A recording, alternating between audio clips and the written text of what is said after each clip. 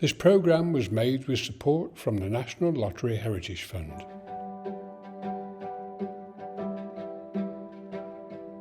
On the Heritage Channel tonight, ancient pubs, historic churches, time-honoured legends and timeless landscapes.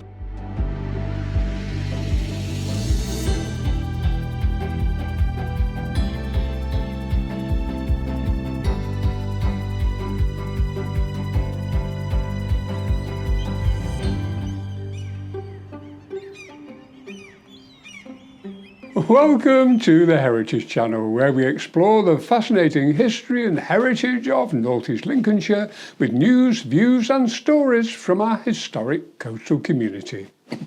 Over the last 3 years, we have broadcast 36 monthly magazine programmes, 20 feature-length documentaries and regular news bulletins on heritage events and activities. Our filmmaking workshops have helped 150 people involved in local heritage to tell their own stories. In this final programme in the current series, we look back at some of the favourite stories chosen by our viewers and production team. Has your favourite been included?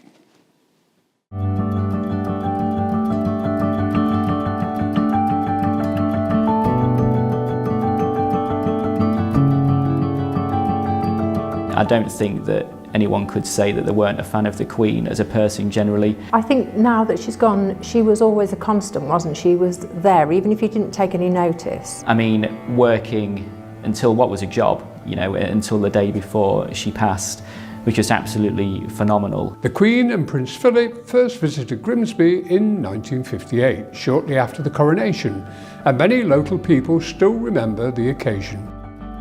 Martin Fry says, I stood on the railway bridge. I think it was the one at the station. We travelled from Goxhill to see her. I was 5 or 6 at the time. Paul King remembers standing on Wheelsby Road near the entrance to the woods to watch her go by. Here at Immingham's Tin Town Heritage Centre to speak to Malcolm Cullum to find out why this house and Tin Town was built in the early 1900s.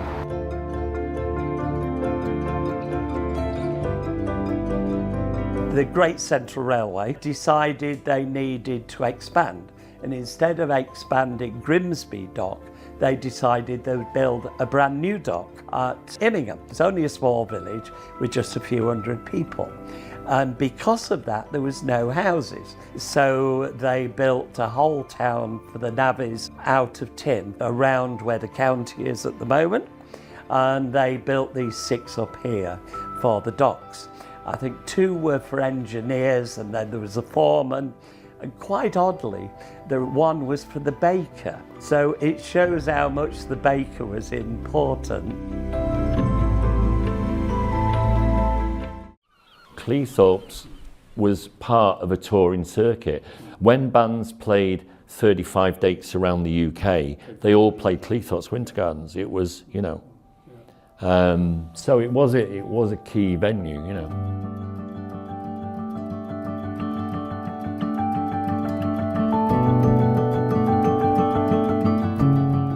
The Winter Gardens began life in 1934 as the Art Deco-styled Olympia Amusement Hall.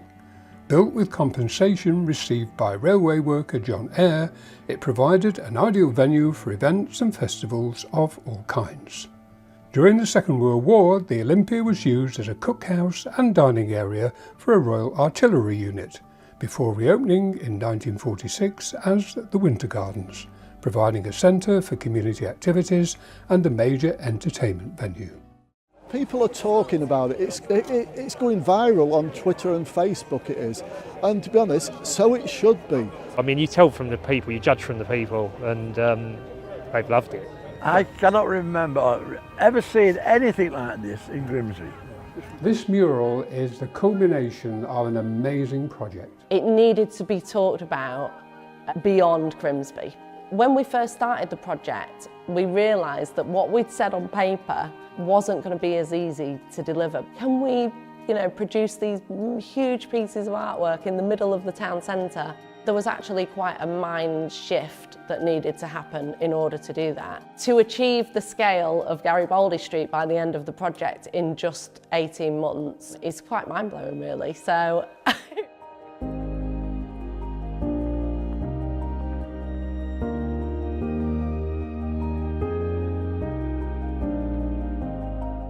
you ever wondered how the streets where you live got their names?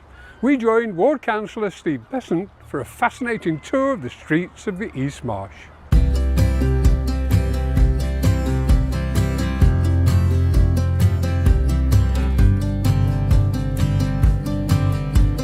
Where I'm standing is Buller Street, and just across the road there basically is Robert Street. Two streets which are fairly interlinked they are in the East Marsh, both named after generals from the Boer War, General Buller and General Roberts.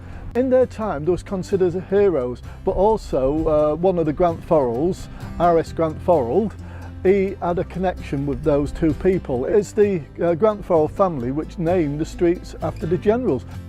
Basically what we're standing on now is the Grant Forrell estate. It is a very dominant character in the history of East Marsh.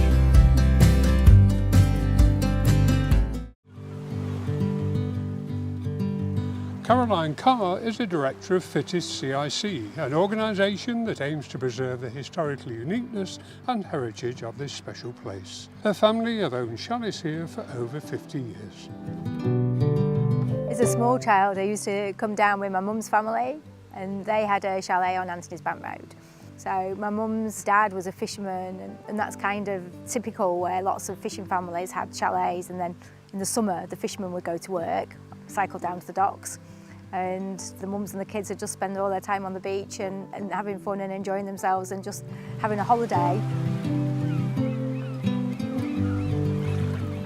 Before the 1840s, there were no public parks in Britain. There were narrow pathways, pleasure gardens and private estates, but the nation lacked the public green spaces that were open to all.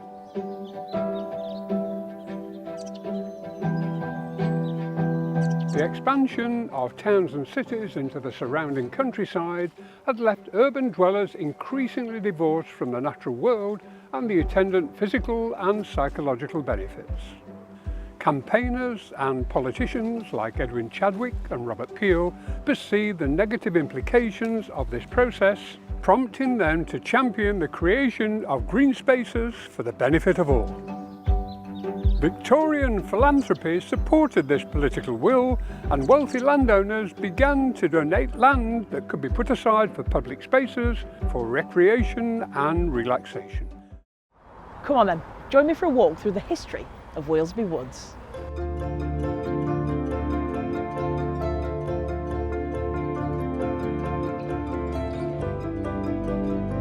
We start at the entrance of the park where the lion stands guard, but he wasn't always here. The iconic lions were sculpted by Richard Wynne in 1876, and unfortunately only one remains today. They were originally destined for the driveway of Thomas Campbell at his residence down Abbey Road. Weighing a whopping 3.5 tons each, the lions were admired by people all over Grimsby, and so much so that after Thomas Campbell's wife died in 1915, they were gifted to the Grimsby Borough. They had a brief stint at the Sutcliffe's Grimsby Zoo back in the 1930s, but when the Sutcliffes decided to emigrate to Australia, they made their final home here and have been standing guard for over 70 years.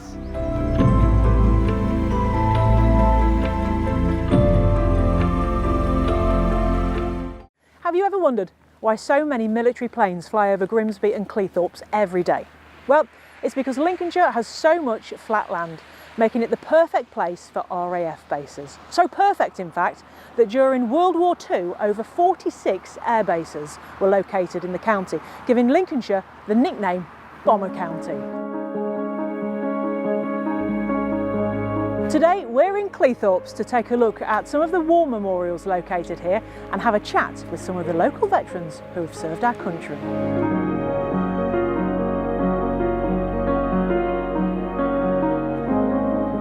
During both World Wars, Grimsby and Cleethorpes provided thousands of men for various military and naval units. Many of them joined the 10th and 11th Lincolns, the Royal Field Artillery and the Lincolnshire Yeomanry. Grimsby provided over 400 trawlers with nearly 6,000 fishermen to man them. Altogether, a total of about 14,000 men went into various services. Join me on a nostalgic pub crawl as we take a look at some of the town's historic drinking establishments and find out which one was voted your favourite. Anyone for a pint?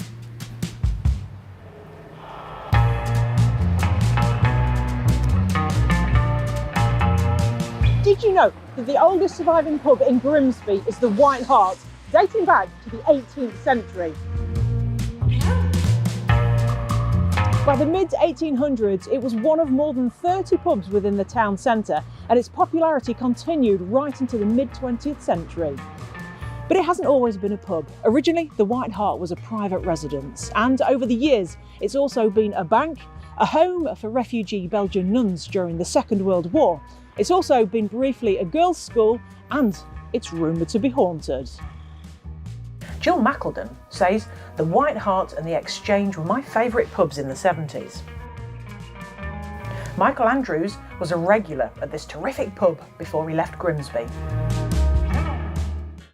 Housed in this corrugated iron roof mission hut, the museum was opened in 1988 by a squadron leader from RAF Bimbuk. The exhibits and displays in this welcoming, family-orientated museum remind us of an English rural life long past, where children can learn what it was like to live in the days before television, dishwashers and microwaves.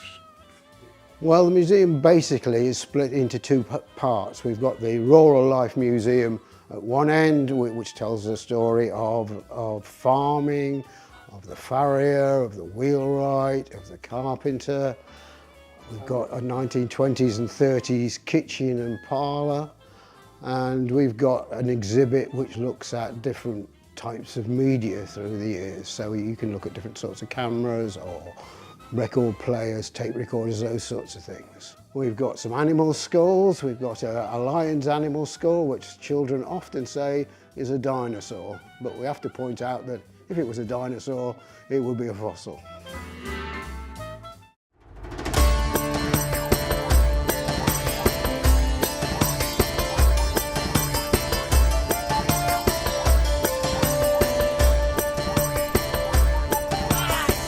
I think it's fantastic that Grimsby is having all these events.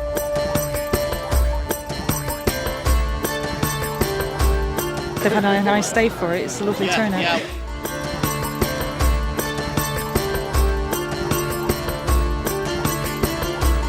So as you can see, we've got several warriors with us, so we will put some displays on of weapons, show people how various weapons work, so the different spears and swords and how they interact with each other on the battlefield. And we've also got the sort of history side of it. We've got the kids playing with the millstone at the moment, really popular. You'll see kids on there for hours and hours and hours just milling away. The whole thing is that we just want to have fun firstly, but then make people aware of where we come from, what it means to us to sort of be Grimbarians. I'm Joe Waters, played for Grimsby Town from 1976 to 1984. Had a great times, great memories. The town of Grimsby and town of Cleethorpes were buzzing at the time. It was a great, great time to be here and to live here. For the second season running. Town has made his run already, and Seasman played There's a few favourite matches. The most favourite was the Third Division Championship game that we played here on Brundle Park against Sheffield United. When we saw the fixture list, we were so excited about that game. We thought what a great end to the season it would be if they were going for the championship and we were going for promotion. We'd have a full house and it'd be a great occasion. If we win the Third Division Championship. And we beat them 4-0. So it was a happy place to be. So I'm creating this mural behind me here about all the different trains through time. So we've got the older trains in the background here and then moving on to the modern trains here. So I've been working with different local groups like the Watkin group, and we've been working on designs together, and they've very kindly given me some beautiful photographs of how the station used to look, all the different trains, and yeah, basically working with them and a few other people to create this amazing design behind me. And it's taken about 3 days so far to create, and it should be finished next week. Many of the skills that once held our towns and villages together are now at risk of disappearing altogether. Despite years of effort to encourage more people into traditional trades, there's still a shortage of workers who understand how best to care for older buildings. We absolutely need skilled people in construction, And modern training does a brilliant job of preparing people to build new homes and infrastructure. But most courses don't introduce the principles of traditional building early on. So though they may learn to lay concrete or fit plasterboard, they might never be taught about lime mortar or why older buildings behave differently. And that gap matters because it shows how we treat the buildings we already have. Knowing how older buildings are put together, how materials like lime, slate and timber work, and how to repair them sensitively and with care is important.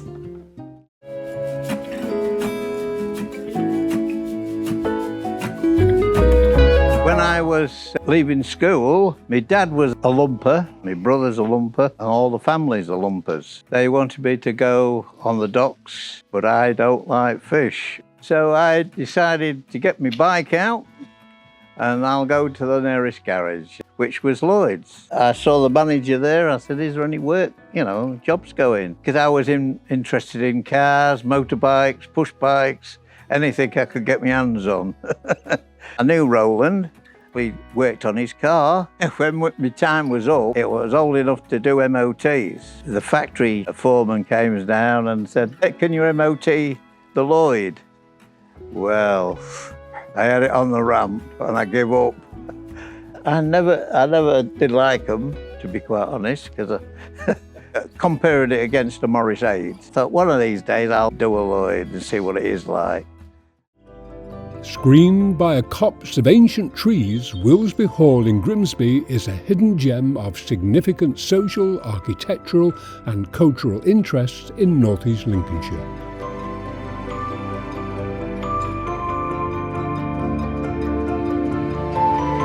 The hall was commissioned in 1890 as the family home of Sir George Frederick Slight, 1st Baronet of Wilsby, reflecting his wealth and status in society. He started out his business empire as a youth. He'd have a donkey cart, he'd go down to Cleethorpes foreshore and he would collect cockles. So he'd then take them on a donkey cart to Grimsby and sell them. And that's how he started his empire. It was the beginning of a business empire that would eventually see George own the biggest fleet of fishing trawlers in the world.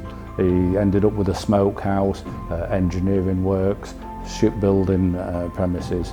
And then he decided he needed a country seat, and so in 1890 he then bought some land off Edward Heneage, and that became what is known as a campus now. Well, I hope you enjoyed this retrospective of our broadcast over the last few years. We will be broadcasting further extracts from Series 3 over the coming months. So if you have a favourite you would like to see again, email news@heritagechannel.co.uk or post in the comments below. Well, that's all from the Heritage Channel team for this series. In Series 4, starting early in the new year, we will be exploring natural heritage, heritage at risk, heritage of the future, and live streaming some of your favourite heritage events. From everyone at the Heritage Channel, thank you for watching, and we look forward to seeing you again soon with more news, views and stories from our historic coastal community.